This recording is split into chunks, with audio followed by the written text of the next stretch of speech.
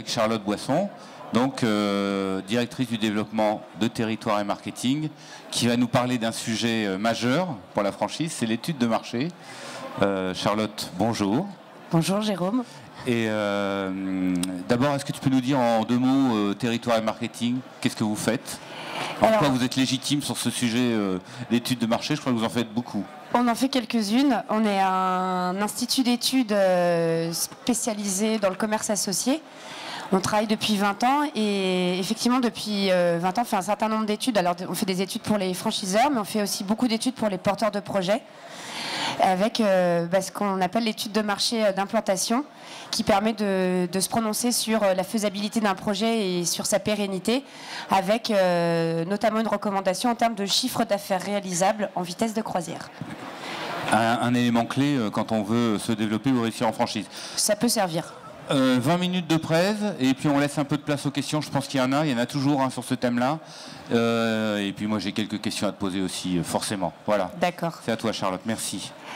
Donc, nous, on réalise des études toute l'année. L'idée, c'était de vous donner un peu la façon dont on travaille de nos trucs pour que vous puissiez éventuellement réaliser votre propre étude, étudier votre projet. Alors, si ça n'avance pas... Ah si, c'est bon.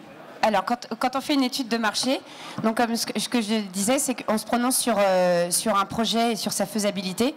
Et souvent, la question, c'est quel chiffre d'affaires je vais pouvoir réaliser sur mon projet, sur mon local, et ce qui va me permettre de savoir si j'y vais ou si je n'y vais pas, et si un jour je vais pouvoir en vivre. Et bien en vivre. Donc ici, vous avez un projet sur une zone d'activité, je crois, en périphérie de Reims. Si on redétaille après les questions, souvent c'est se poser la question de quel est l'environnement de mon projet, quelle est la qualité. Alors quand vous avez sans doute des projets divers et variés, il y en a certains qui doivent être avec un local et peut-être d'autres qui ne sont pas avec un local. Quand il y a un local, quelle est la qualité d'implantation de ce local? Est-ce que j'ai du passage, du flux et quelle est la qualité de ce flux devant mon local? Et quel est l'environnement concurrentiel et plus largement l'environnement commercial qu'il y a sur ma zone? Sur le local, les grandes questions à se poser, c'est est-ce qu'il est accessible? Est-ce qu'il est visible? Est-ce que les abords sont qualitatifs? Et puis comme l'étude, c'est se projeter à 3-4 ans et de voir à ce moment-là quel chiffre d'affaires je réaliserai, c'est aussi de se poser la question des projets d'aménagement de la zone. Est-ce qu'il va y avoir un nouveau centre commercial? Est-ce qu'il y a une piétonisation d'une rue? Enfin, qu'est-ce qui peut se passer qui va modifier les dynamiques de cette zone pour pouvoir la projeter? La demande sur la zone, donc c'est de se demander, est-ce que je suis sur une zone aujourd'hui où il y a plutôt des gens qui résident? Est-ce que c'est plutôt des gens qui viennent pour faire du shopping? Est-ce que c'est plutôt des gens qui viennent travailler sur ma zone? Est-ce que j'ai un environnement mixte avec différents types de clientèle? Est-ce que j'ai des touristes? Et mon concept, mon enseigne, est-ce qu'il est différenciant par rapport à l'offre déjà en place, ou est-ce que je vais être le énième restaurant de burger de la zone? Et est-ce qu'il est en adéquation avec la demande sur site? Puisque je peux avoir un super concept hyper différenciant, mais malheureusement, je n'ai pas ma clientèle cible sur le site. Je vous invite à récupérer auprès des enseignes desquelles vous candidatez ces éléments de qui est la clientèle cible de l'enseigne. Est-ce que c'est la même sur tous les types de zones? Alors après, ça va dépendre du concept. Si j'ai un concept qui est déployé aujourd'hui sur 10 points de vente ou sur 1400, j'ai peut-être des cibles de clientèle différentes. Quelle est la répartition des flux clients? À quel moment est-ce qu'il y en a sur tous les horaires de la journée? Est-ce qu'il y en a plus le week-end? Comment se fait cette répartition? Et quel est le ticket moyen? Donc, combien les gens dépensent en moyenne à chaque fois quand ils viennent dans un magasin de l'enseigne?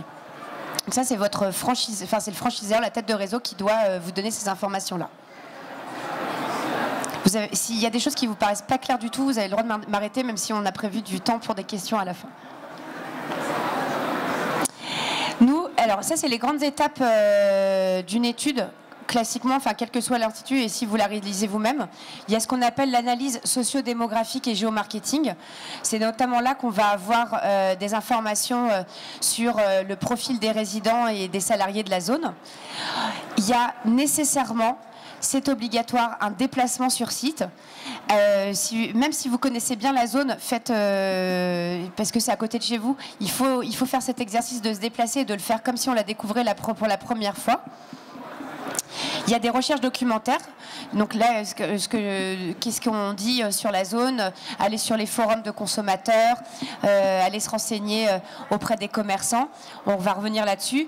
Interroger, appeler le conseil général, la CCI, la mairie pour savoir tous les projets qui peuvent exister. Ils ont souvent dans les chambres de commerce et d'industrie, ils ont des éléments déjà d'analyse, des comptages. Récupérer ces informations-là, on fait un certain nombre de cartographies et on fait souvent de l'enquête par questionnaire auprès de la cible consommateur, que ce soit la cible de particuliers ou de la cible de professionnels. Alors, vous avez peut-être entendu parler de ce terme, ou vous savez ce que c'est déjà, de la zone de chalandise. La zone de chalandise, ça va être vraiment le périmètre d'étude, c'est la zone que je vais étudier. Et c'est la zone de laquelle va provenir le maximum de ma clientèle. Ça ne veut pas dire qu'à Lyon, vous n'allez pas avoir un client de Marseille ou un client de Paris, mais ce n'est pas sur cette cible-là qu'on va réfléchir, c'est sur le gros de la clientèle, donc qui viendra de la zone de chalandise. La zone de chalandise, on la trace généralement en fonction d'un temps d'accès. Puisque, par exemple, si vous voulez aller manger, vous travaillez dans un bureau, vous voulez aller manger dans un restaurant, vous allez vous demander, non, celui-là, il est trop loin, je vais aller plutôt dans un restaurant plus près parce que c'est à 5 minutes. Donc, c'est plutôt du temps d'accès. Alors, j'ai mis en centre-ville, c'est du temps d'accès à pied. Vous avez sur Internet aujourd'hui des outils qui vous permettent de tracer ces zones de chalandise. Alors, ça s'appelle des isochrones, les temps d'accès. Isochronos. Donc vous pouvez mettre un point, le point de votre emplacement, et lui demander de tracer une zone à 5 minutes à pied, à 10 minutes en voiture. Après, il va falloir aller vérifier cette zone sur le terrain, puisque là, c'est automatique, c'est informatisé. Il faut aller voir sur le terrain et faire vraiment l'exercice de faire le trajet jusqu'au point de vente et de voir si ça prend vraiment 10 minutes et pas le faire qu'une seule fois, le faire à différents horaires, le faire en heure de pointe, hors heure de pointe, le week-end, pour voir s'il y a des difficultés d'accès ou pas. Donc voilà, par exemple, ici, c'est un exemple de zone de chalandise d'un projet. Alors, il me semble que c'est un institut de beauté à Paris 17e. Vous voyez, la zone violette, c'est la zone de 5 minutes à pied. C'est une toute petite, c'est des petites zones en centre-ville. Et la zone verte, c'est une zone de 10 minutes à pied. Et donc là, on a tracé la zone d'étude et donc on va regarder ce qui se passe dans cette zone-là. Avant, on va se dire que cette zone, elle est prise, en fait, vous êtes au sein d'une zone plus large. Donc ici, par exemple, c'est Avignon. Si vous décidez de vous installer au centre-ville d'Avignon, il faut avoir conscience qu'à Avignon, il y a 5 grands pôles commerciaux. Il y a un pôle qui s'appelle le Pontet, il y en a un qui s'appelle Mistral 7, il y a Cap Sud, les Angles et le centre-ville. Et donc se demander quelle est la force d'attraction de mon pôle, qu'est-ce qui est représenté, qu'est-ce qu'il y a sur les autres pôles, et est-ce que c'est vraiment, je suis installée dans le meilleur pôle commerçant par rapport à mon activité. Le Pontet, c'est une des plus grandes zones commerciales françaises. Cela dit, il n'y a pas forcément, si vous faites de la boulangerie, il n'y a pas forcément d'intérêt à s'implanter dans cette zone-là, parce que la boulangerie, c'est du commerce de proximité. Il vaut mieux être à côté des lieux d'habitation. Donc, c'est pas forcément la plus grosse zone qui est la plus intéressante. En plus, c'est souvent des zones qui sont coûteuses. Donc, il faut qu'il y ait vraiment un intérêt pour votre activité à s'y mettre et aller regarder les autres enseignes qui sont implantées, les types d'activités. Ensuite, on a dit l'emplacement. Donc, je vais m'installer donc sur le centre-ville d'Avignon ou sur le Pontet.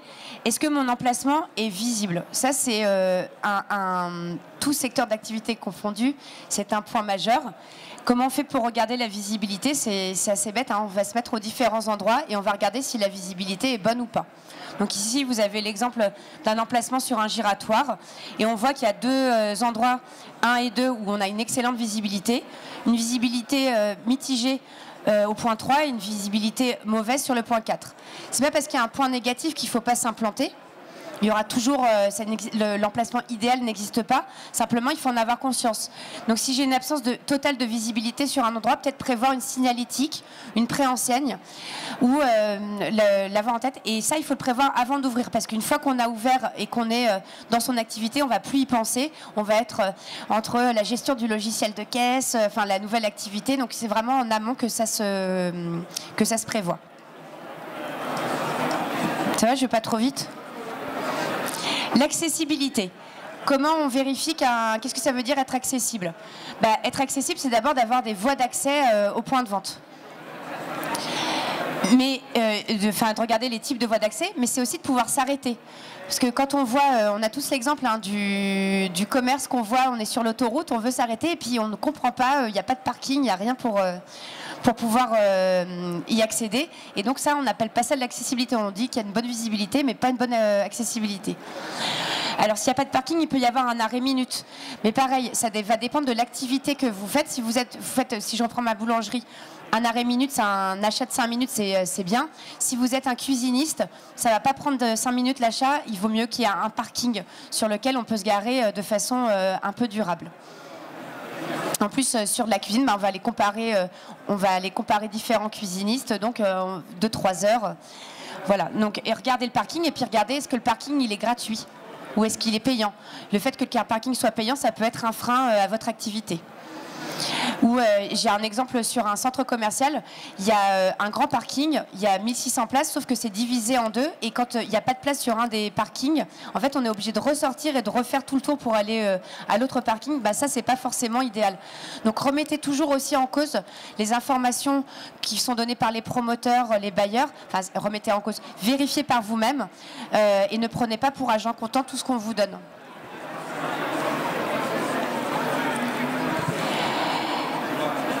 Quand je m'installe, est-ce que je suis au sein d'un îlot commerçant, d'un pôle commerçant, un tronçon de rue commerçant? C'est toujours bien, c'est pas terrible d'être isolé. Mettez-vous toujours à la place de votre client, de votre futur client. On préfère, par exemple, si je reprends la restauration, aller à un endroit où il y a plusieurs restaurants, parce que je me dis qu'il y aura toujours quelque chose qui me plaira. S'il y a un restaurant qui est complet, je peux aller sur un autre, que d'aller dans le restaurant qui est isolé. S'il n'y a plus de place, je l'ai un peu dans l'os et il faut que je retourne de l'autre côté. Est-ce que les commerces autour ont les commerces qui sont autour, c'est sur des activités connexes? Par exemple, si je fais du textile, je vends des robes, je vais peut-être pas m'installer dans un pôle où j'ai que de la fromagerie, de la boucherie, de la boulangerie, parce que c'est pas forcément au même moment qu'on achète une robe et du fromage, parce que ça se met pas dans le même sac. Il vaut mieux que je sois sur un pôle qui soit plus textile, qui est de l'optique, de l'institut de beauté. Donc il y a le connexe en termes d'activité. Et si j'ai des activités qui sont connexes, ça veut dire qu'il y a déjà ça draine du monde et qui sont potentiellement dans ma clientèle cible. Et puis regardez en termes de positionnement marketing. Si je suis sur un spot où j'ai Louis Vuitton, Dior et que je suis la foire fouille, c'est peut-être pas là. Ça veut pas dire que les gens qui achètent du Vuitton n'achètent jamais de la foire fouille. Mais c'est peut-être pas au même moment qu'ils vont acheter les deux. Donc regardez et allez visiter, pareil, vous allez sur site. Si c'est un projet en construction, demandez bien les plans merch et les enseignes qui ont signé de façon ferme, pas juste les projets d'installation. Et vérifiez que demandez aussi à votre franchiseur si c'est des enseignes qui lui paraissent en adéquation avec l'enseigne sur laquelle vous candidatez. Donc mon emplacement, allez regarder, donc là on a mis une zone, alors c'est vraiment sur site qu'on a été voir, c'est toujours à Paris. On a une zone qui est un peu touristique où il y a l'opéra, on a une zone d'entreprise, on a une zone d'habitation, une zone de restauration et on a un projet qui est situé au carrefour de tous ces pôles. Et puis, il va falloir regarder comment se font les connexions entre ces différents, entre le quartier d'entreprise, le pôle de restauration. Est-ce qu'il y a des flux le midi? Faire des comptages. Est-ce que les flux, ils se font, si j'ai le boulevard des Italiens, est-ce que sur les 2 trottoirs, c'est équivalent? Est-ce qu'il y en a un qui est plus privilégié que l'autre? Et les comptages, ça se fait en volume, mais aussi en profil. Parce que si j'ai beaucoup de gens, j'ai 25 000 personnes qui passent devant mon emplacement, mais que je fais du textile enfant et que j'ai que des personnes âgées, c'est peut-être pas. Alors ils peuvent acheter pour leurs petits-enfants peut-être, mais vraiment aller vérifier ça. Et là, il va falloir peut-être prévoir d'interroger en plus les gens que de les compter. Pour compter, Vous avez sur les smartphones, vous avez aujourd'hui des applications de comptage. Vous tapez comptage ou count en anglais et vous avez des applications qui permettent de faire ces comptages-là. Ça se fait par tranche de 30 minutes. Au bout de 30 minutes, on arrête parce qu'on n'a plus d'attention et on reprend. Et puis, essayez bien d'en faire pareil sur toutes les heures du jour et sur différents jours de la semaine. N'hésitez pas à vous faire aider par des proches.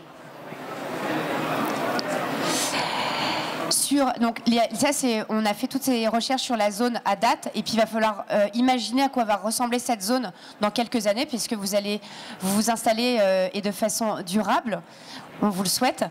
Donc, ce que je vous disais, d'aller voir auprès de la Chambre de commerce et d'industrie, de la mairie, des promoteurs, et puis interroger les commerçants qui sont déjà installés. Généralement, ils sont contents qu'il y ait un nouveau commerce qui arrive. Hein, ça booste toujours un peu la zone.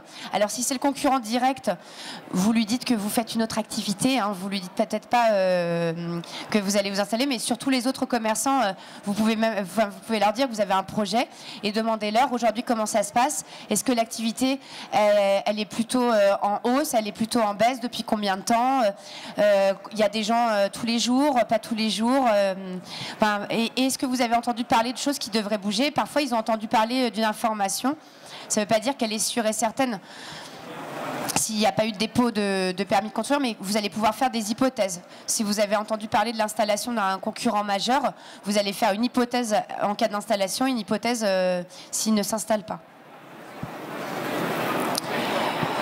Le profil de la population sur site. Donc, on a regardé le type de zone. Est-ce qu'il y a des entreprises? Donc ça, c'est la clientèle salariée. Les salariés du service, notamment, ça consomme le midi. Ça consomme en fin de journée aussi, parfois, avant de rentrer chez soi. Ça peut aller faire quelques courses. C'est une clientèle intéressante. Et regardez s'il y a des établissements d'enseignement. Ça veut dire qu'il y aura des étudiants et donc aussi des consommateurs. Est-ce qu'il y a des lieux touristiques? Alors les flux de touristes, l'INSEE ne les transmet pas parce que c'est volatile comme c'est des gens qui passent.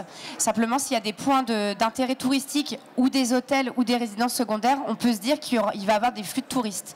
Et pareil, vous allez vérifier sur site que c'est bien le cas. Là, donc je reprends ma zone de Paris 17e. Vous voyez, les ménages résidents, ils sont plutôt au nord de la...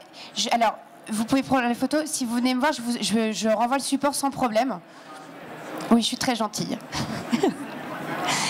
Et donc on voit bien, il y a les résidents, ils sont plutôt sur le haut de la zone et les salariés de service sur le bas de la zone. Donc si je prévois par exemple de la communication à l'ouverture de mon point de vente, je me dis que si je fais du mailing en boîte aux lettres, ça va peut-être être plutôt sur le nord de la zone, là où j'ai mes ménages qui résident, et que je vais plutôt aller tracter le midi sur le bas de la zone où j'ai mes salariés de service. Comment je fais pour récupérer ces informations? Alors d'abord, le franchiseur vous fournit un document d'information précontractuelle dans lequel vous devez avoir un état local de marché, avec différentes cartes comme celle que je viens de présenter, sur la population, avec tous les indicateurs. Alors par exemple, si vous faites du service aux 2 roues, vous devriez avoir le nombre de ménages qui sont équipés de roues sur la zone. Vous allez avoir des indicateurs qui sont bien corrélés avec votre activité. Il y a également la Chambre de commerce et d'industrie qui fournit pas mal d'études et que vous pouvez, souvent qui sont sur les sites où vous pouvez les appeler pour récupérer ces informations-là. Il y a l'INSEE. On a la chance en France d'avoir l'INSEE qui recense. Donc on a des chiffres qui sont publiés tous les ans. Et qui évalue les ménages sur près de 2000 critères. Donc vous avez des informations vraiment très précises. Et vous avez un outil qui s'appelle ODIL, outil d'aide au diagnostic d'implantation locale, qui vous permet de dessiner une zone et de regarder ce qui se passe dans cette zone, qui y habite et à quoi il ressemble, quel pouvoir d'achat, enfin combien ils gagnent, est-ce que c'est des familles, de combien de personnes, est-ce qu'ils sont en maison, en appartement. Vous avez vraiment énormément d'informations aujourd'hui récupérables sur Internet. La concurrence. Donc Pour vos concurrents, vous avez été listé d'abord, depuis chez vous, vous faites une liste de vos concurrents. Comment on fait une liste de concurrents? On va voir l'information commerciale, donc on tape sur les pages jaunes et sur Google, on tape, je ne sais pas, restauration Lyon et on regarde tout ce qui sort.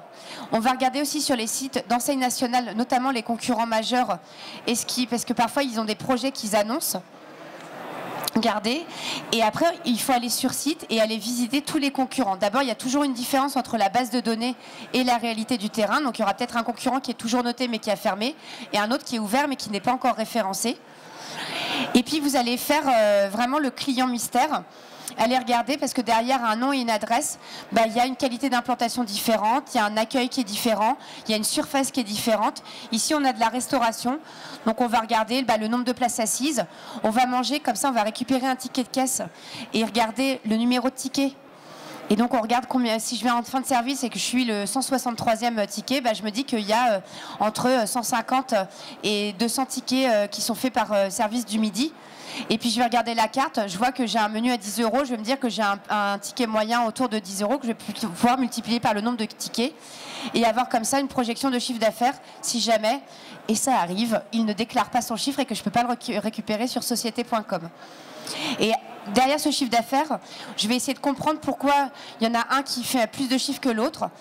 Et donc je vais regarder, donc j'ai noté chacun de mes restaurants, vous voyez il y a un petit tableau sur l'importance du flux, l'accessibilité, la qualité d'implantation, sa présence ou pas dans le pôle restauration, la visibilité du restaurant, l'état général du commerce, du point de vente et l'adéquation de l'offre avec la demande.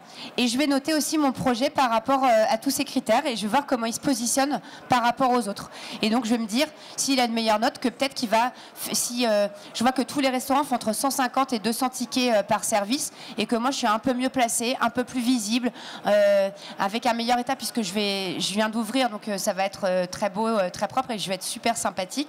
Je vais peut-être être un peu au-dessus, faire un tout petit peu au-dessus de 200 tickets le midi. C'est comme ça que je vais pouvoir projeter aussi mon activité. J'ai presque fini. Là c'est un exemple de comptage. Donc vous voyez, vous avez le tableau en couleur, c'est des comptages en volume, et en gris, c'est des comptages, on a regardé le nombre de femmes et d'hommes, on a regardé s'ils avaient plutôt entre 20 et 30 ans ou entre 30 et 40 ans, si c'était des touristes internationaux, puis on peut même leur poser une ou deux questions. Là, on l'a fait juste en regardant, mais on pourrait aussi leur poser une ou deux questions. De toute manière, il va falloir interroger votre public cible. Quel qu'il soit, il va falloir lui poser un certain nombre de questions. Les informations INSEE, c'est très bien, mais il faut le vérifier. Et je vais leur demander, toujours si je fais des vêtements, je vends des vêtements. Aujourd'hui, vos vêtements, vous les achetez où? Vous avez noté tous les pôles qu'il y a, donc par exemple Avignon, est-ce que vous allez au centre-ville d'Avignon, au Pontet, à Cap-Sud? Et si vous allez à Cap-Sud, vous allez chez qui? Est-ce que vous allez chez Devrette, chez Célio, et vous dépensez combien pour un jean? Alors, c'est pas à la virgule près, mais vous dépensez plutôt 30 €, 50 €, 100 €, 150 €, et combien de fois par an? Ce qui va permettre de déterminer aussi un panier d'achat, est-ce qu'ils dépensent plutôt 500 € en vêtements, 800 €, et à quel endroit ils font leurs achats. Il faudrait en faire au minimum 30, le minimum statistique c'est 30, c'est bien d'en faire un peu plus. Alors c'est pas très drôle à faire, ça fait un peu peur d'appeler, mais c'est important, c'est votre projet, c'est un projet de vie, faites-le et puis faites-vous un peu aider. Vous pouvez le faire aussi en rue, vous pouvez interroger les gens en rue, ça fait encore plus peur, mais ça se fait bien. Et donc on va faire, in fine, dresser un bilan d'attractivité de son commerce. Alors là, on l'a matérialisé par des étoiles, ça pourrait être des notes. Donc sur mon emplacement, est-ce que je suis accessible, visible, les abords et les projets? La demande, qu'est-ce que j'ai comme type de clientèle, et le potentiel vis-à-vis de la concurrence, est-ce que je suis différenciant et est-ce que je suis pertinent par rapport à la demande qu'il y a sur site. Et donc j'ai une moyenne générale qui va m'aider à projeter mon activité. Si mon franchiseur m'a dit que aujourd'hui ça fonctionnait en faisant ces 400 tickets jour avec telle moyenne, une moyenne à 10 €, moi j'estime que vu mon projet, vu la zone que j'ai étudiée, je vais peut-être être plutôt à 12 €. En revanche, je vais peut-être faire un peu moins de tickets et je vais multiplier par le nombre de jours d'ouverture et je vais en gros pouvoir projeter un chiffre d'affaires. Voilà. C'était rapide, mais voilà, j'espère que j'ai pu vous donner un peu d'informations. Le timing est parfaitement tenu, Charlotte. Merci. Est-ce qu'il y a des questions? Moi, je vais en poser pour lancer le mouvement. Des questions cons. J'aime bien les questions cons. Hein. Des questions. D'abord, l'étude de marché. Est-ce que c'est indispensable dans un projet de franchise?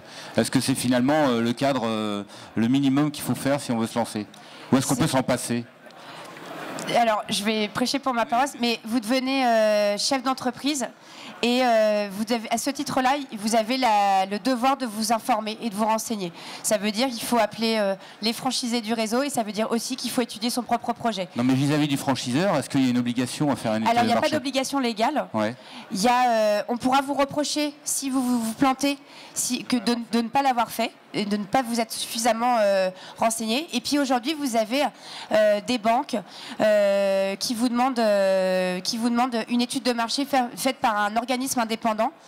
Parce que vous avez envie de croire en votre projet, l'enseigne a envie de croire en son projet, et à un moment donné, c'est bien d'avoir quelqu'un un tiers, qui n'a un intérêt capitalistique d'aucun côté, qui va juste faire son métier et donner une indication. C'était une autre de mes questions. Est-ce qu'il faut la faire soi-même? Parce que tu donnes plein de conseils, vous, mais est-ce qu'il faut la faire soi-même ou s'adresser à un organisme extérieur? C'est quoi la meilleure solution? Est-ce qu'il faut faire un mix des deux finalement pour s'imprégner du projet aussi?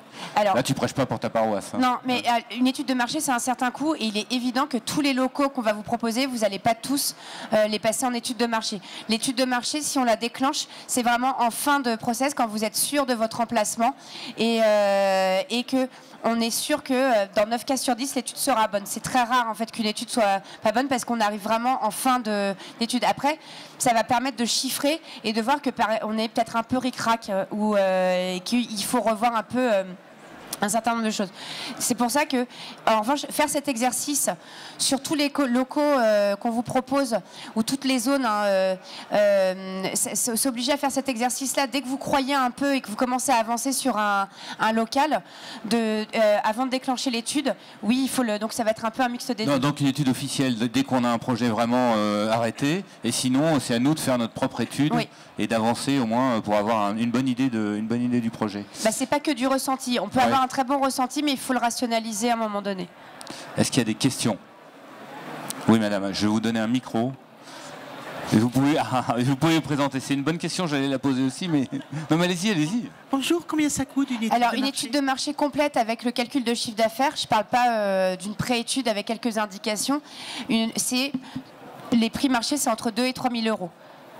Donc c'est pour ça que je dis c'est un certain coût, mais honnêtement, une étude avec un calcul de chiffre d'affaires en dessous de 2 000 euros, posez-vous la question, pourquoi c'est si peu cher?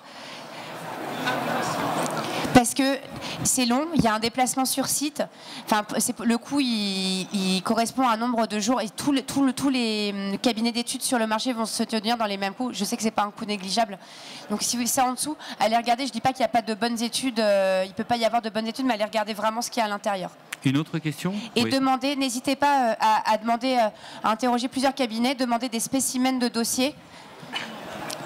Oui, ben vous tapez Institut d'études et vous les appelez, il faut que vous ayez une proposition détaillée qui vous explique toute la méthodologie et demandez un spécimen de dossier. Moi, j'aime bien, à titre personnel, j'aime bien savoir ce que j'achète, voilà. Une autre question? Oui, et donc à peu près combien de temps vous mettez pour élaborer une étude de marché? Après, je pense que c'est assez variable en fonction de l'activité, mais... Une étude de marché, c'est entre 5 et 10 jours de travail, alors que là-dessus. D'accord. Donc il y a quelqu'un qui va ne travailler que là-dessus entre 5 et 10 jours. Alors quand c'est, par exemple, nous on travaille avec certaines enseignes, on a depuis 10 ans on a une méthodologie, donc c'est plus rapide qu'un projet qui n'a pas d'enseigne ou une nouvelle enseigne qu'on ne connaît pas, où il va falloir mettre en point une méthodologie, comprendre, parce que par exemple entre deux restaurants de burgers, on n'a pas le même business model, donc il va falloir comprendre comment ils fonctionnent pour pouvoir ensuite faire le calcul le plus précis possible. Je crois qu'il y avait un monsieur aussi qui avait une question. Il y a une autre question? Oui, il y avait. Oui, j'amène le micro. Merci.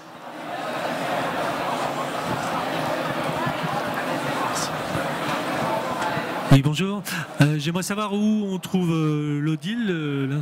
C'est un site internet. Et il est en téléchargement gratuit? Comment ça se passe? Oui, c'est gratuit. D'accord. Pour une banque, comment on peut faire une étude de marché? Ça va être, après, il faudrait qu'on en dise, mais ça va être le même raisonnement puisqu'il y a bien des clients, il y a bien une concurrence, il y a bien une demande. Donc c'est le même type de raisonnement. Mais comment on détermine alors la zone de chalandise? Ça va dépendre s'il y a une zone contractuelle. Est-ce que c'est vous qui montez votre propre banque ou est-ce que vous avez une enseigne bancaire qui existe déjà? Ils vont normalement vous donner une zone sur laquelle vous allez, qui va être votre zone de chalandise. Et après, la taille de la zone de chalandise, elle va dépendre. Si vous êtes la seule agence bancaire à 30 km à la ronde, vous allez avoir une zone qui va faire 30 km. S'il y a déjà d'autres agences bancaires, la zone, elle va être peut-être un peu plus petite. Mais la question est intéressante. Comment ça se passe quand on est une société de service? Parce que là, on parle de zone de chalandise, donc on parle surtout de commerce et de restauration. Mais la franchise, il y a au moins 60% des projets de franchise qui sont des projets de service, donc enfin des services et autres. Comment est-ce qu'on fait? Est-ce que c'est le même raisonnement? J'avais répondu à monsieur. Oui, non, pas tout à fait. En fait, ça va être la même chose, sauf qu'il n'y a pas cette problématique d'emplacement. Donc, on ne va pas vérifier la visibilité et l'accessibilité. En revanche, on va bien regarder à quoi ressemble la demande. Est-ce que j'ai ma clientèle cible? Je vais pouvoir les interroger et aller voir les concurrents. D'accord. D'autres questions? J'arrive. Non, on vous entend pas, J'arrive. Merci. Au bout de combien de temps l'étude de marché devient obsolète? C'est-à-dire que vous la préconisez pour 3 mois, 4 mois, 6 mois? Il faut se décider rapidement. Au bout de 6 mois, on fait des mises à jour, oui. S'il y a une étude qui a déjà été réalisée, on va vérifier, en tout cas que la concurrence, il peut y avoir un concurrent qui ouvre du jour au lendemain. Donc on va vérifier qu'il n'y a pas eu de modification. Les résidents, les salariés, ça ne va pas changer comme ça au bout de 6 mois. En revanche, au bout de 3 ans, oui, il faudrait au bout d'un an ou deux, il faudrait refaire intégralement l'étude. Entre les deux, on peut faire des mises à jour. Alors, dans ce que tu nous as montré, il y a très peu de choses sur le chiffre d'affaires, sur l'exploitation, etc. Le business plan, est-ce qu'on l'intègre dans l'étude de marché? Quel est le rapport entre business plan et étude de marché? C'est une question qu'on te pose souvent, mais bon, c'est hyper important, je pense. Alors ici, on n'a pas un chiffre d'affaires comptable. Le business plan va tenir compte d'un point mort, d'un certain nombre de charges. Ici, on est là pour déterminer la faisabilité d'un projet et donc ça se matérialise par un chiffre d'affaires réalisable. Mais on demande, et ça on ne le donne absolument pas potentiel, en fait. Potentiel, et on ne donne absolument pas les éléments d'ailleurs au chargé d'études parce qu'on ne veut pas qu'il ait un biais en se disant il faut absolument que mon porteur de projet fasse au moins 1 million pour qu'il soit rentable. Non, on étudie le projet en soi et puis après on pourra le mettre en regard et on va pouvoir challenger le business plan. Si le business plan a calculé tant parce qu'il s'est appuyé sur des moyennes réseaux et sur un point mort à atteindre, on va pouvoir dire oui mais là aujourd'hui le projet il n'est pas à ce niveau-là. Où il est nettement au-dessus. 2 dernières questions, parce qu'on a bien avancé. Monsieur? Pour les interviews, bonjour. Pour les interviews, vous préconisez les interviews par téléphone, par web, par face à face. Comment ça peut se passer? Parce que dans une zone de chalandise précise, ok, on peut se mettre au rond-point et interroger les gens. Si c'est une société de service, c'est un petit peu plus compliqué, parce que la zone de chalandise peut être beaucoup plus large. Alors moi, je préconise toujours plutôt de l'administrer. Ça veut dire donc on n'envoie pas par Internet parce qu'on ne sait pas comment les gens vont comprendre la question. On ne peut pas échanger avec eux, on ne peut pas rebondir. Donc si vous pouvez plutôt du téléphone. Et vous saurez s'il y a telle réponse à telle question, pourquoi ils ont dit ça. Et on met des quotas parce qu'on essaye d'avoir un peu tout le monde sur la zone. Donc souvent on a une zone primaire, secondaire, tertiaire, donc on va interroger un maximum de personnes sur la zone primaire, un peu moins sur la zone secondaire et encore un peu moins sur la zone tertiaire. Voilà.